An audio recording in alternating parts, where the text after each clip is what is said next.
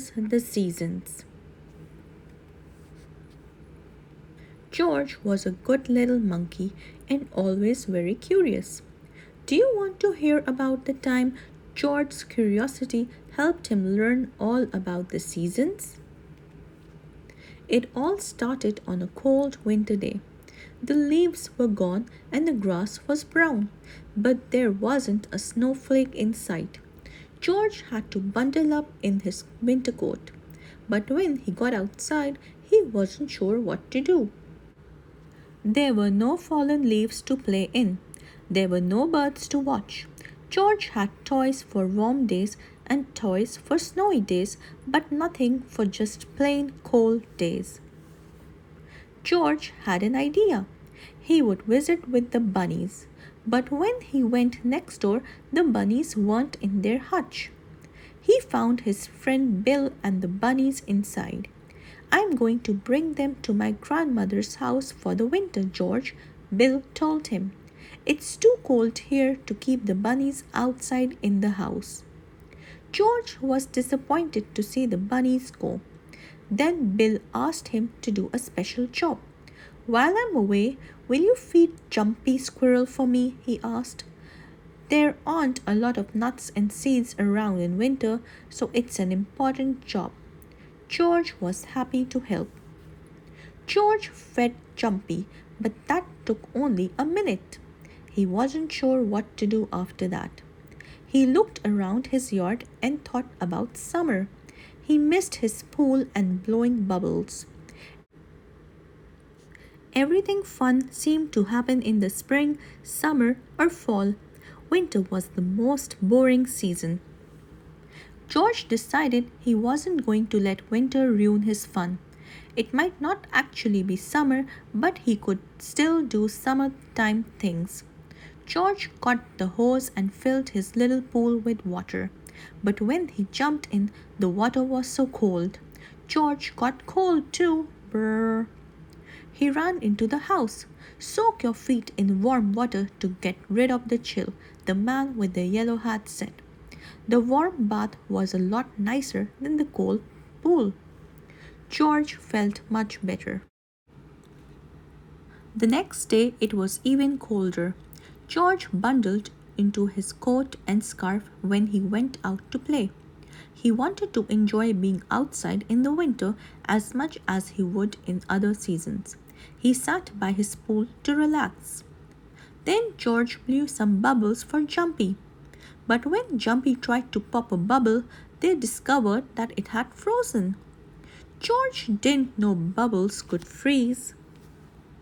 That was a surprise. Then George noticed something even more surprising. The water in the pool had frozen. Yesterday's summer fun had turned into today's giant ice cube. George was starting to feel like an ice cube too. He went inside to warm up and drink some hot cocoa. George was puzzled. How could a monkey have any fun outside when everything kept freezing? Suddenly, George had an idea. He could use frozen things to make a game. He filled a balloon and several cartons from the recycling bin with water. Then he brought them outside so they would freeze in the cold air. George didn't notice when Jumpy accidentally spilled some seeds and nuts into the cartons of water. The next morning was the coldest day yet. George had to wear a hat, scarf, and coat to stay warm. He didn't mind though. He went to check on the balloon and cartons of water he'd left out the night before. They were frozen solid. George couldn't wait to set them up for a game of icy winter bowling. When he took the ice from the cartons, though, he realized that some of the Jumpy's nuts and seeds were frozen inside. Oh well, George decided to try to bowl anyway. But Jumpy kept trying to break his breakfast out of the ice. George had an idea. He broke the ice into pieces so Jumpy could find the nuts. The pieces slid on the ground and Jumpy chased after them. George and Jumpy knocked the ice blocks around until the sun went down.